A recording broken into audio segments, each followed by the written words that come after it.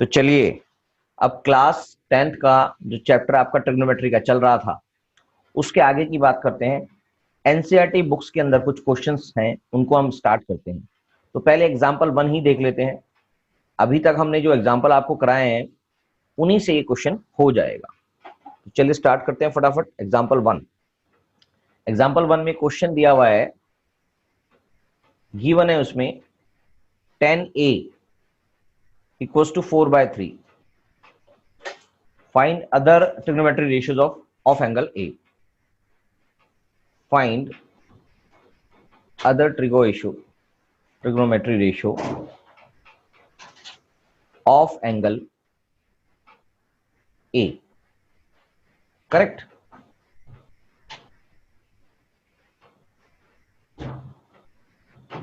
तो इसको समझते हैं कि कैसे करेंगे। आपको अगर ये 10a इक्वल्स टू 4/3 लिखा है तो आप लिख लें इफ,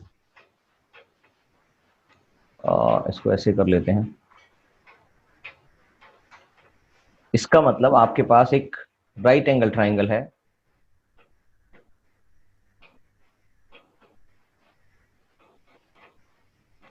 राइट एंगल ट्राइंगल में अगर आप इसको ए बी और सी लिख देते हैं तो आपको पता है 10 इक्वल्स टू क्या होता है। 10 इक्वल्स टू हमने बताया था ये होता है। तो 10a इक्वल्स टू ये वाला एंगल की बात कर रहे हैं, तो 10a equals to p upon b। तो परपेंडिकुलर क्या है, यहां पर परपेंडिकुलर है BC, ये वाला कहलाएगा क्योंकि इस रेफरेंस एंगल के बारे में बात कर रहे हैं। तो BC is perpendicular and base is AB। इसका मतलब परपेंडिकुलर यानी कि ये 4 यूनिट हो गया और ये 3 यूनिट हो गया, क्योंकि 10 ये दिखा रखा है 4/3, तो ये 4 हो गया और ये 3 हो गया। Correct. If BC equals to 4K मान लेते हैं, देन AB इक्वल्स टू क्या होगा, 3K हो गया। तो अब आपको AC की वैल्यू चाहिए, तो by Pythagoras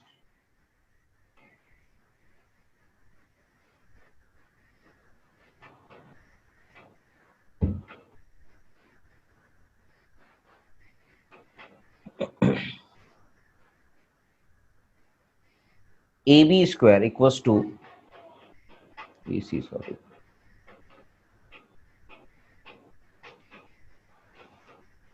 AC square equals to BC square plus AB square. Question में AB ये है और AC निकालना है, तो AC गायब है तो इसलिए AC square equals to BC square plus AB square. Correct. तो आपके पास AC square equals to BC कितना है, 4K, ये जो माना है हमने 4K स्क्वायर प्लस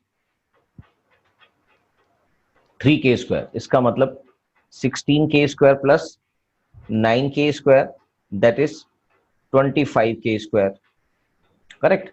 तो AC square equals to this, तो AC equals to what, 5K। ये AC की वैल्यू आ गई।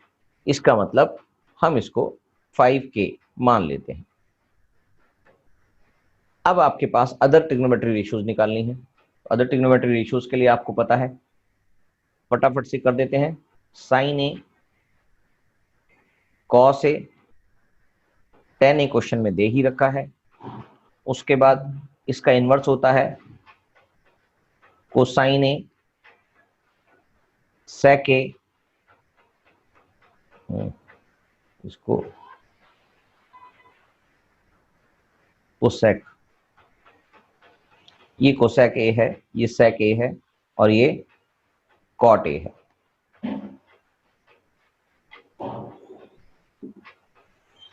तो आपके पास इसका फॉर्मूला होता है पंडित बद्री प्रसाद हर हर बोले।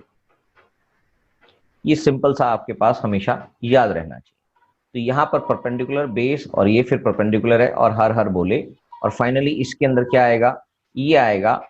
इसका इनवर्स होता है तो इसको h अपॉन पी भी लिख सकते हैं, h अपॉन पी, और ये भी h अपॉन बी और ये भी b अपॉन पी। या इसका इनवर्स जो भी आंसर आएगा उसको आप लिख सकते हैं, एक ही बात है। तो चलिए अब फटाफट से इसके आंसर लिख देते हैं, अब आपको आराम से पता लग जाएगा। तो यहां पर परपेंडिकुलर जो है, परपेंडिकुलर है 4k अपॉन में ये हमने निकाला 5k, तो 4k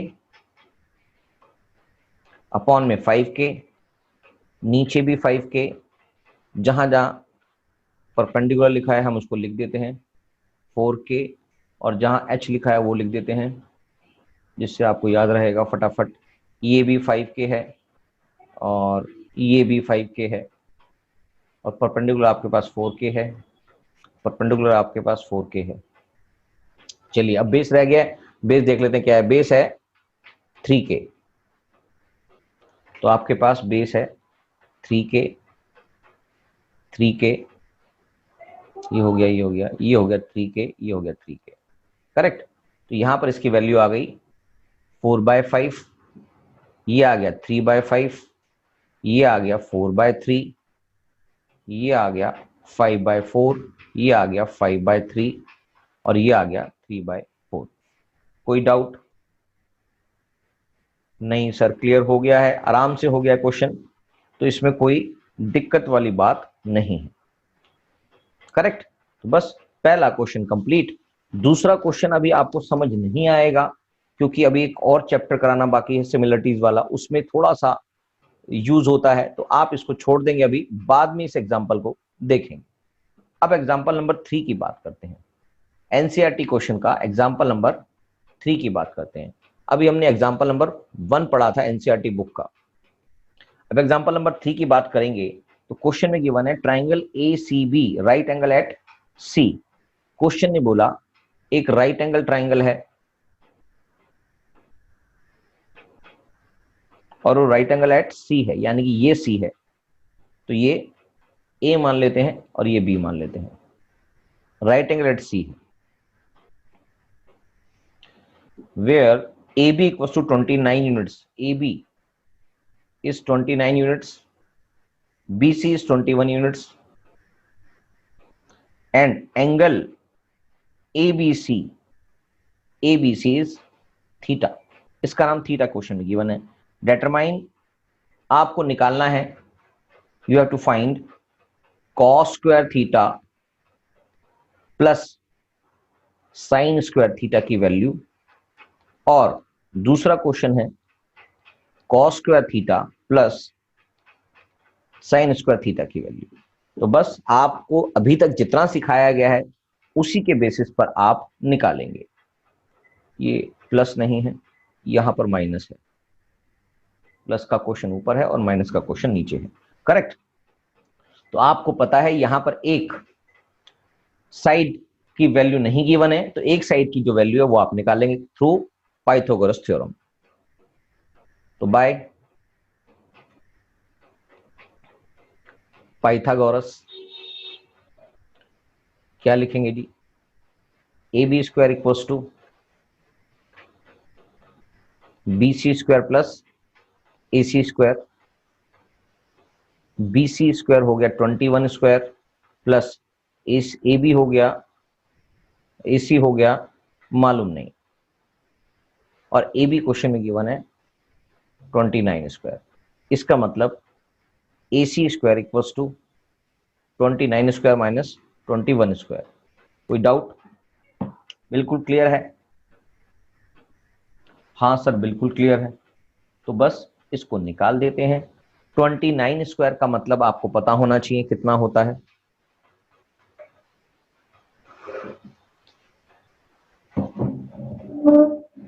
वैसे तो ये और भी किसी फॉर्मूले से हो जाएगा, तो A C square equals to 29 minus 21 और 29 प्लस 21। ए स्क्वायर माइनस बी स्क्वायर का फॉर्मूला होता है ए प्लस बी और ए माइनस बी। तो इससे आपका आंसर आ गया 8 स्क्वायर मल्टीप्लाई बाय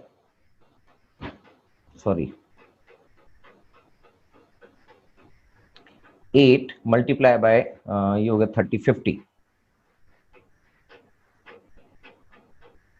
और इसका आंसर आ गया 400।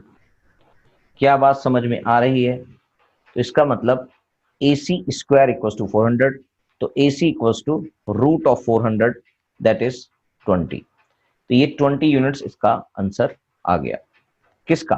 AC की वैल्यू, सॉरी AC की वैल्यू आई है अभी। तो this is what, this is 20 units. ये क्वेश्चन के अंदर गिवन नहीं था, आपने इसको फाइंड आउट किया है। अब आप कॉस स्क्वायर निकालेंगे, साइन स्क्वायर निकालेंगे और बाकी सबकी वैल्यू निकाल लेंगे और ये फाइनली फील हो जाएगा उसमें। तो आपके पास अगर पहला क्वेश्चन मैं करता हूं, यहां पर यही कर देते हैं।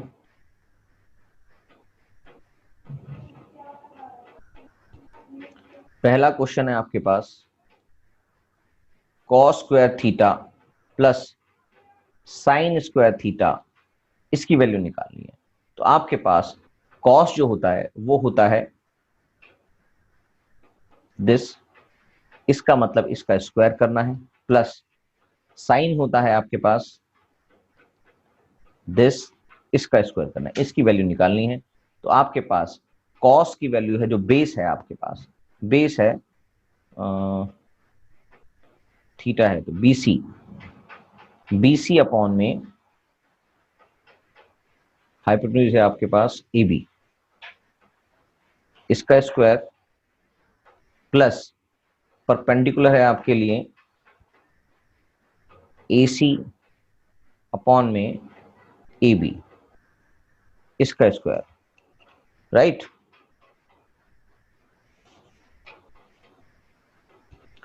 तो अब आप गया BC इज व्हाट 21 अपॉन में AB क्वेश्चन में गिवन था 29,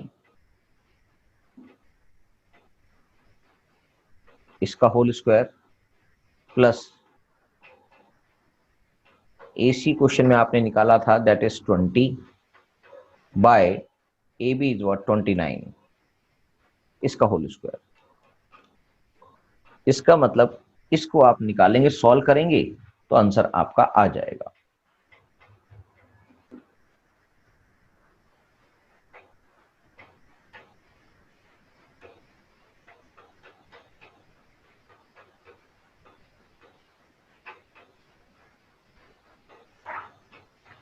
इसको आप ऐसे भी लिख सकते हैं 21 स्क्वायर अपॉन में 29 स्क्वायर प्लस में 20 स्क्वायर अपॉन में 29 स्क्वायर। तो इसको सॉल्व करते वक्त 29 स्क्वायर आपका एलसीएम आ गया और 21 स्क्वायर प्लस 20 स्क्वायर, और ये फाइनली आ गया 441 प्लस 400 अपॉन में 29 स्क्वायर होता है 29 दैट इज 841। करके देख लेते हैं एक बार, याद नहीं आ रहा है। 29 मल्टीप्लाई बाय 29 841, करेक्ट, याद आ गया है। तो इसका आंसर ये आ गया। इसका मतलब इसकी जो वैल्यू आई वो आई दैट इज 841 अपॉन में 841 इक्वल्स टू 1, ये आंसर है इसका। यानी कि आपके पास cos square theta, sine square theta और कॉस स्क्वायर थीटा की अगर हम बात कर रहे थे,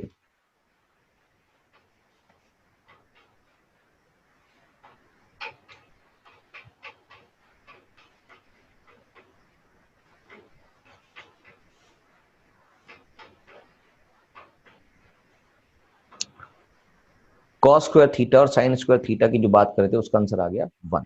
बिल्कुल सही है जवाब।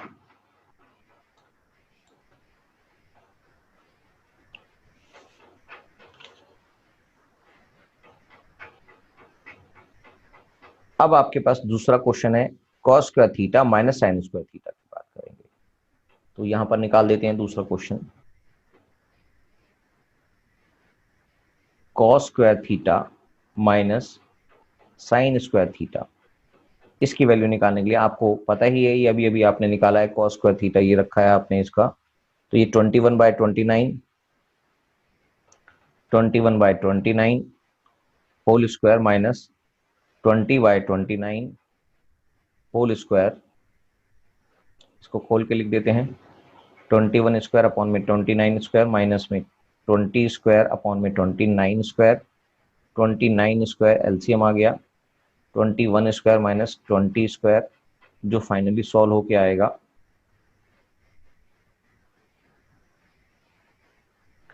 441 माइनस 400 अपॉन में 29 स्क्वायर, दैट इज 41 अपॉन में 841। ये इसकी वैल्यू आ गई।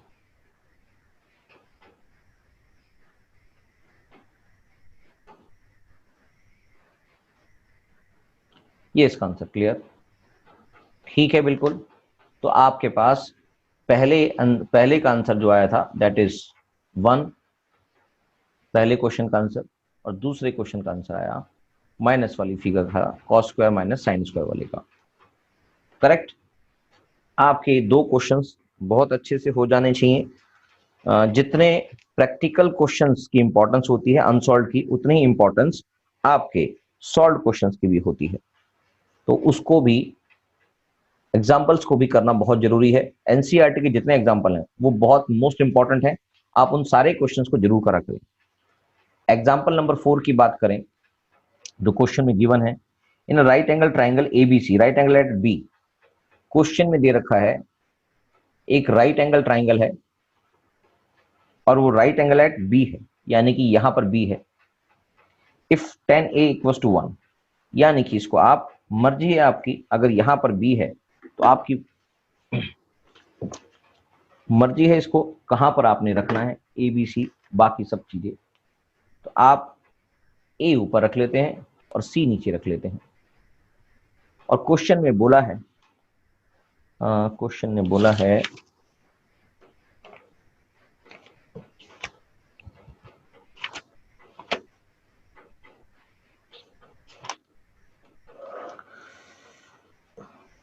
इफ tan a, क्वेश्चन ने बोला if tan a equals to 1 है, देन वेरीफाई कीजिए 2 sin a multiply by cos a equals to 1 होगा। You have to verify this, ये वेरीफाई करना है आपने। तो चलिए स्टार्ट करते हैं, क्योंकि आपको पता है अगर tan a इतना है, tan a यानी कि ये वाले एंगल की बात हो रही है, फिर से tan a इतना है, तो इसका मतलब tan जो होता है वो परपेंडिकुलर अपॉन बेस, यानी कि पंडित, और यहां पर बोले, यानी कि परपेंडिकुलर अपॉन बेस होता है। तो अगर मैं इसके लिए बात करूं, यहां पर परपेंडिकुलर है बीसी और बेस है आपका ए बी। इसका मतलब क्वेश्चन में जो दे रखा है वो 10 की वैल्यू 1 दे रखी है। इसका मतलब ये भी 1 हो गया और ये भी 1 हो गया। करेक्ट। तो आपके पास इक्वल्स टू 1 है, और इसका मतलब A B equals to B C या B C equals to A B लिख सकते हैं।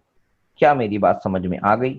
तो इनको हमने, दोनों इक्वल हैं, तो आपकी मर्जी है, इसको के डिफाइन भी कर सकते हैं। ऐसा नहीं है कि आपको, जैसे क्वेश्चन में आपको लिखा हुआ है इसको के मान लेते हैं, के इसलिए मान लेते हैं क्योंकि इसकी एक सेंटीमीटर या कोई यूनिट नहीं दे रखी है, तो इसको हमने के बराबर मान लिया, क्योंकि उसकी यूनिट यहाँ पर 1 है, यहाँ पर 1 यूनिट का है वो, तो दोनों इक्वल है, इसका मतलब दोनों 1 के बराबर है, इसका मतलब दोनों के बराबर मान लेते हैं, assume that.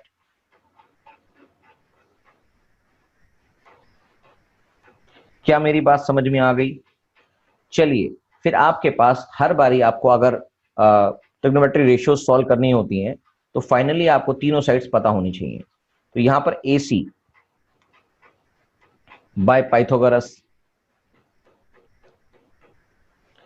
A C square equals to A B square plus B C square होगा। तो A C square equals to k square plus k square, दोनों इक्वल है। क्या ये बात समझ में आ गई? हाँ सर, समझ में आ गई। इसका मतलब ये बना 2k स्क्वायर ए सी स्क्वायर, यानी कि A C equals to root of 2k square. इसका मतलब के स्क्वायर है, इसका मतलब के तो बाहर आ गया एक पेयर के हिसाब से, और रूट 2 अंदर बच गया। क्या ये बात समझ में आ गई? तो यहां पर के रूट 2 आ गया, एसी की वैल्यू यहां पर के रूट 2 आ गई, जबकि ये के है और ये के है। फाइनली आपके पास इसकी वैल्यू जो दिखाई दे रही है वो √2 दिखाई दे रही है। √2 के हमने मान लिया है, तो के दोनों तरफ ही आएगा तो भी मतलब एक ही है।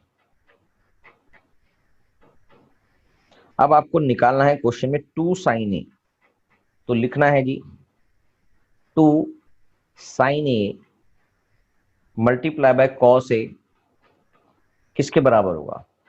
2 इंटू साइन की वैल्यू जो होती है वो होती है perpendicular upon hypotenuse, multiply by cos की वैल्यू होती है दिस। तो आपके पास यहां पर जो अवेलेबल है 2 इंटू परपेंडिकुलर जो अवेलेबल है वो है 1 और वो है √2, यानी कि k अपॉन √2 के मल्टीप्लाई बाय बेस भी आपका k है और √2 के। फाइनली 2 इंटू के से के कट गए सारे, बचेगा 2 इंटू 1 बाय √2 मल्टीप्लाई बाय √2, √2 और √2 2 बन जाएगा और इसका आंसर 1 आ जाएगा। Hence verified. ये वेरीफाई करने के लिए आपको दिया गया था, तो आपने इसको वेरीफाई कर दिया। क्या बात क्लियर है? हाँ सर बिल्कुल क्लियर हो गई है, कोई डाउट नहीं है। तो इसका मतलब एक और क्वेश्चन भी आपने कंप्लीट कर लिया। अब एग्जांपल नंबर 5 की बात आ रही है, इसको भी हम देख लेते हैं, आराम से समझेंगे तो बिल्कुल समझ में आ जाएगा।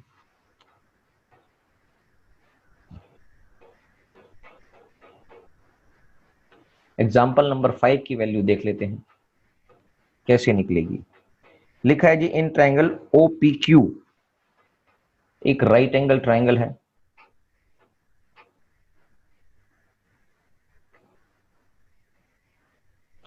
Right angle triangle at right angle at P, यहां पर P है, OPQ OPQ OPQ correct. OP is 7 centimeter, OP is 7 centimeter and OQ minus PQ। अब आपके सामने एक लिखना पड़ेगा आपको, OP इक्वल्स टू 7 सेंटीमीटर। इसके अंदर इसकी यूनिट दे रखी है, तो इसके अंदर Q या K कुछ नहीं मानने की जरूरत है, OQ और लिखा हुआ है OQ equals to sorry OQ minus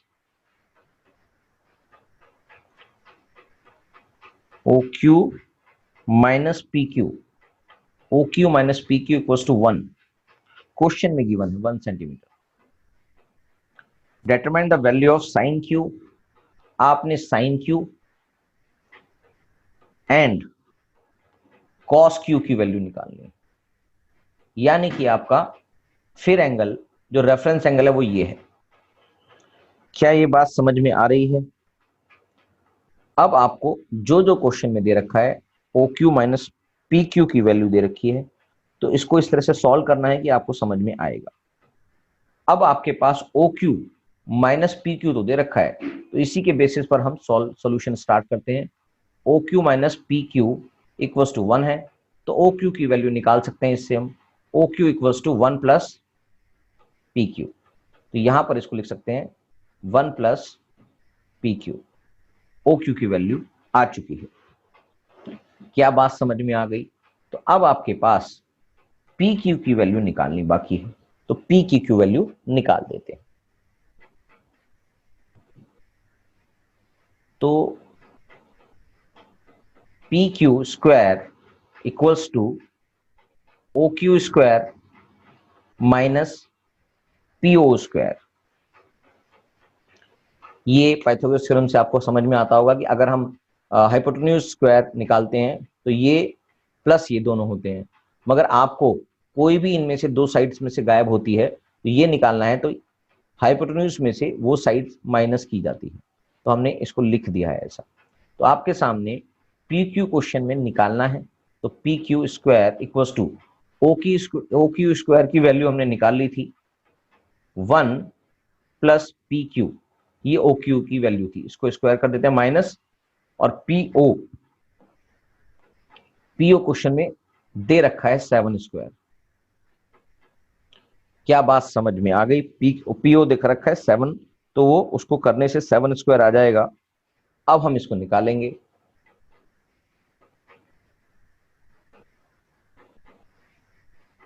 P Q square equals to, इसको सॉल्व कर लेते हैं, 1 plus P Q square plus 2pq minus 7 square. तो ये इधर आ जाएगा, P Q square minus P Q square plus में 2pq, क्यू वाले सारे हमने इधर ले आए हम, और 1 माइनस 7 स्क्वायर इधर लिख दिया। ये भी वैल्यू माइनस की आएगी, ये इधर आके माइनस हो जाएगी वैल्यू, माइनस, और फाइनली आपके पास ये दोनों कट जाएंगे और बचेगा क्या, minus 2pq equals to 1 minus 49 minus 2pq equals to minus का 48, माइनस से माइनस चला जाएगा, बचेगा pq इक्वल्स टू 48 अपॉन में 2, दैट इज 24। क्वेश्चन में इसकी सेंटीमीटर यूनिट दे रखी है, तो आपको इसकी यूनिट भी लिखनी है। अब आपके सामने pq की वैल्यू आ चुकी है, जो आई है 24। इसका मतलब 1 plus P Q equals to क्या हो जाएगा, ये 25 हो जाएगा, करेक्ट। तो मैं इसको यहां निकाल देता हूं। किसकी वैल्यू निकालनी है, ओ क्यू की। ओ क्यू की वैल्यू अब निकाल देता हूं, O Q equals to 1 plus P Q, ये लिखा हुआ है जो O Q equals to 1 plus P Q थी। इसका मतलब ये बन गया 1 प्लस 24, दैट इज 25 सेंटीमीटर। आपके पास ओ क्यू की वैल्यू भी आ गई है, आपके पास पी क्यू की वैल्यू भी आ गई है, और ओपी की वैल्यू आपको ऑलरेडी क्वेश्चन में गिवन है। क्लियरिफाई हो चुका होगा? हाँ सर, समझ में आ रहा है। तो अब आपके पास जो आपको निकालना है, साइन क्यू निकालना है, साइन क्यू, और आपको निकालना है दूसरा कॉस क्यू की वैल्यू, कॉस क्यू की वैल्यू। तो साइन क्यू लिख देते हैं पहले, पंडित बद्री प्रसाद हो गया, हर हर बोले, यहां पर ये आएगा। तो यहां पर परपेंडिकुलर क्यू एंगल के रेफरेंस के अंदर बात करेंगे, परपेंडिकुलर है 7, that is PO upon O Q, OP upon O Q, और ये बेस है, यहां पर ये बेस है ये वाले रेफरेंस में, पी क्यू अपॉन में O Q, P Q upon में ओ क्यू। अब इनकी वैल्यू निकाल लेते हैं जो क्वेश्चन में दिखा रखा है।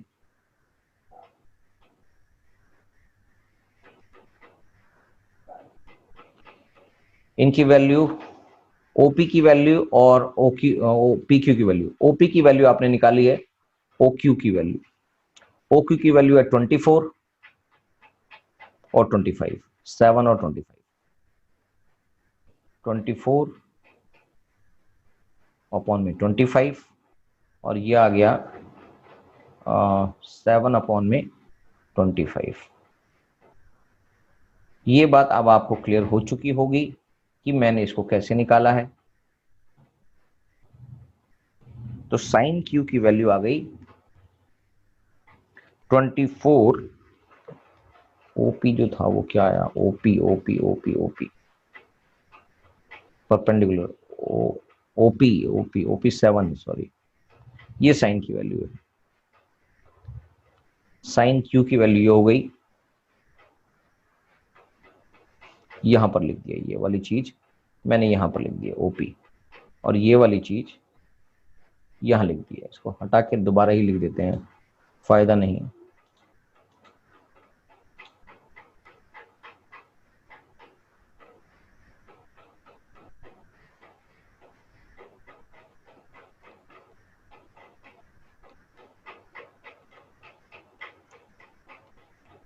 साइन क्यू इक्वल्स टू 7/25 और cos q इक्वल्स टू 24/25। अब आपको ये चीजें क्लियर हो चुकी होंगी। हाँ सर, ये क्वेश्चन भी हमें क्लियर हो गया। तो चलिए फटाफट से अब आप एनसीईआरटी के क्वेश्चन सॉल्व करना चालू करेंगे। जो चीजें नहीं आएंगी उसको मैं बता दूंगा। स्टार्ट करते हैं, अगली क्लास में बात करेंगे उसके लिए। तब तक के लिए bye bye, tata, thank you.